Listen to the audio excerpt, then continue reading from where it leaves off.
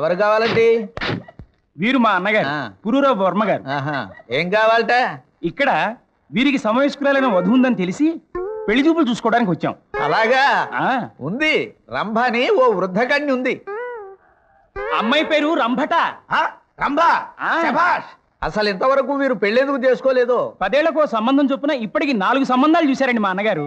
అన్ని కుదిరి ముహూర్తాలు పెట్టుకునేసరికి ఆ 4 పెళ్లి కూతుళ్ళు చెవులు కుట్టి కప్పలు కరిచి చచ్చిపోయారు. అందుకే ఈసారికి మా అన్నగారు ఏలినాడిసిని వెళ్ళిపోయేదాకా ఆగి ఇప్పుడు వచ్చారు. రంభగారు మిమ్మల్ని చూడటానికి పెళ్లి వారు వస్తున్నారండి. వెంకట్రావు గారు ఏమండి, ఈ రంభకు మంచి సంబంధం వచ్చింది. పిల్లని చూసుకుని వెళ్ళమనండి. నేను ఎప్పుడే 6 గంటల క్రితమే పడుకుంటా. ఇలా లోపలికి వచ్చి కూర్చోండి అన్నగారు.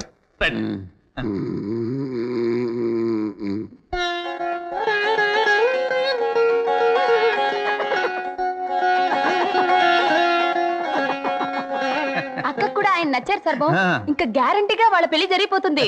అదే జరిగితే వాళ్ళ పెళ్లి జరిగిన మరుక్షణమే మన పెళ్లి జరిగిపోతుంది. ఏమిటో ఈ ఆనందంలో నాకు మూర్చిపోవాలనిపిస్తోంది. అదేమిటి, ఆయన మూర్చిపోయారా? లేదండి, మూర్చిపోలేదు. టోటల్ గానే పోయారు. ఇదివరకు 4 పెళ్లి చూపుల్లో పెళ్లి కూతుళ్ళు పోయారు. 5వ పెళ్లి చూపుల్లో అన్నగారే వెళ్ళిపోయారు. ఊర్వశి, అయితే రంభగారి పెళ్లి కాదు, మన పెళ్లి కాదు.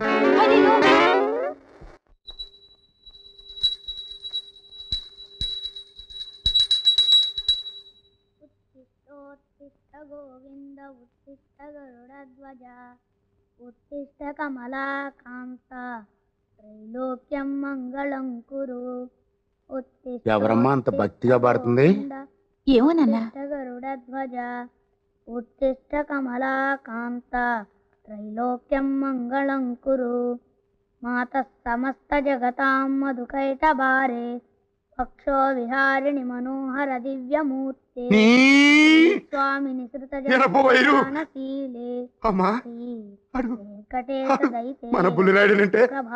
వాళ్ళు చాలా మార్పు వచ్చింది నాన్న. సమస్త తల పిన్ను ఇదంతా ఆ కొత్త పంతులు చలవేనే. ఆడు మనిషి కదే దేవుడు. చూడవే, చూడు నా బిడ్డని ఎంత బుద్ధిమంతుని చేశాడో చూడు.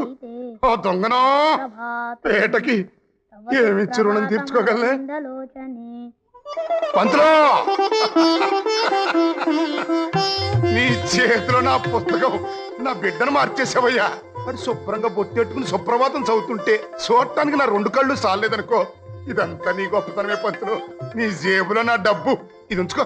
వద్దు సార్, థ్యాంక్స్. నీ సొక్కా మొత్తం ఇది నా బిడ్డను మార్చినందుకు నేను సంతోషంగా ఇస్తున్న సొమ్మయ్యా, తీసుకో. దానికి మీరు ఇస్తున్న జీతమే చాలు సార్. తీసుకున్న జీతానికి చేయవలసిన పనే చేశాను తప్ప అంతకన్నా మించి నేనేం ఘనకార్యం చేశాను నాకు ఈ సన్మానం. పంతులు, నువ్వు సామాన్యుడివి కాదయ్యా.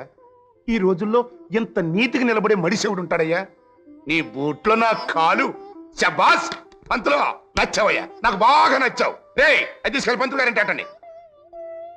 మదిలోనే రూపే మెదలినదాయే ఎదలో ఏమేమో సందడియాయే ఏలరా చెలిపై అలుకలింక ఏలరా కనులార చూడవది ఏలరా కరుణింత వేలరా వేల ఏల జాల మేలది మేల ఒక్కసారి కనుపించి వయ్యార మొలిగించి మటు మాయమై దేవా. జయ, వీణిని చూచిన తర్వాత ఏ వైపు చూచినా వీణి ఆకారమే కళ్ళ కట్టినట్లుగా ఉంది. ఈతని సౌందర్యం ఏమని వర్ణించగలను? ఆ నగుమోము, ఆ మొలక మీసలు, ఆ సోగముక్కు, ఆ ఉంగరాల జుట్టు, ఆ ఎగుభుజములు, ఆ సొగసు, ఎంత సొగసో అంత పరాక్రమం కలిగి నా మనస్సును ఆకర్షిస్తున్నాడే అని సీతా స్వయంవరానికి ముందు సీత చెలికెత్తెతో ఇలా చెప్పింది. సీతా కళ్యాణం ఇన్నిసార్లు చెప్తున్నా. నీ పెళ్లి కూడా త్వరలోనే అయిపోవాలి రంభ. రంభగారు, మీకింకా పెళ్లి కాలేదని తెలిసింది. మీకు అభ్యంతరం లేకపోతే నేను మిమ్మల్ని పెళ్లి చేసుకుంటాను. ఏమిటి, రామకృష్ణ మేస్టారి బంధువుకి మన రంభగారు నచ్చారా? అవునండి, పెళ్లి చేసుకుంటానంటూ ఇదిగో ఈ అడ్రస్ ఆయనే మా అక్కకి ఇచ్చారట. Very good. అయితే ఇంకా ఆలస్యం ఎందుకు, మేస్టార్తో మాట్లాడి వెంటనే ముహూర్తాలు పెట్టించేద్దాం. అవును, ఆయన మా తాతగారే మాస్టారు. అంటే మా బామ్మగారు అన్నగారు. ఇంట్లో ఏం తోచడం లేదంటూ నాతో స్కూల్కి వచ్చారు. అరుగో పిల్లలతో ఆడుకుంటున్నారు. అమ్మో అందండ్రా. ఇన్నేళ్లు తనకి ఏ పిల్ల నచ్చలేదంటూ పెళ్లి వాయిదా వేస్తూ వచ్చాడు ఆయన.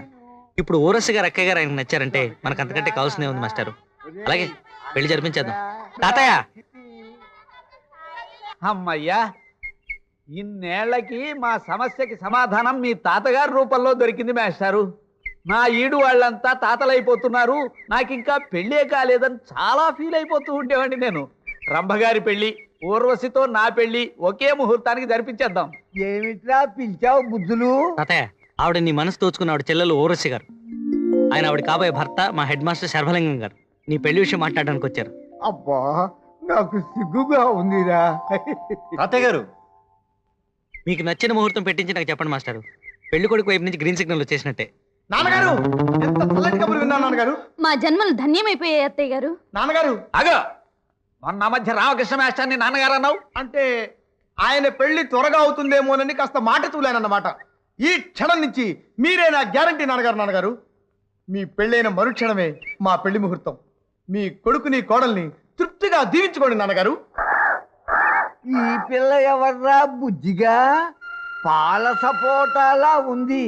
హరికథ వద్దు చెప్పగా తాతగారు, వద్దు. ఇంకే పిల్ల గురించి ఎంక్వైరీ చేయకండి. మీ మనసు మార్చుకోకండి. మీరు రంభగారి కోసం, ఆవిడ మీకోసం పుట్టారు అంతే.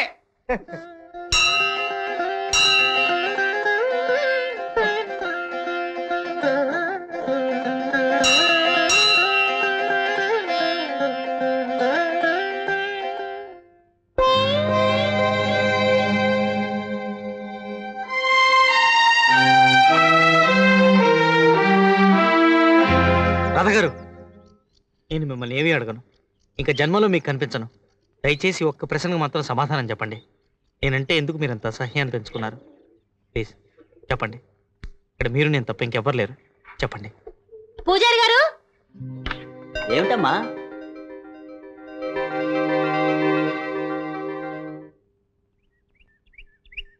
మాస్టారు నన్ను ఆశీర్వదించండి మాస్టారు. వద్దు బాబు, తప్పు. మీ కాళ్ళు పట్టుకోవడానికి మేము పుట్టాం, మమ్మల్ని కాళ్ళతో తన్నడానికి మీరు పుట్టారు. ఇంకెప్పుడు ఇలాంటి పిచ్చి పనులు చేయకు బాబు, నీకు కూడా పిచ్చెక్కింది అంటారు. బాబు ఒక్కసారి తిట్టు, ఒక్కసారికి అమ్మగా తిట్టవు. నేను ఇంకెవరిని తిట్టాను మాస్టారు. తిట్టవా? ఎంత హాయిగా తిట్టేవాడి బాబు. నిన్ను చూసి ఆ పాపిష్టి దేవుడికి కన్ను కొట్టుంటుంది. నువ్వు ఇలా చెడిపోతావని కల్లో కూడా అనుకోలేదు.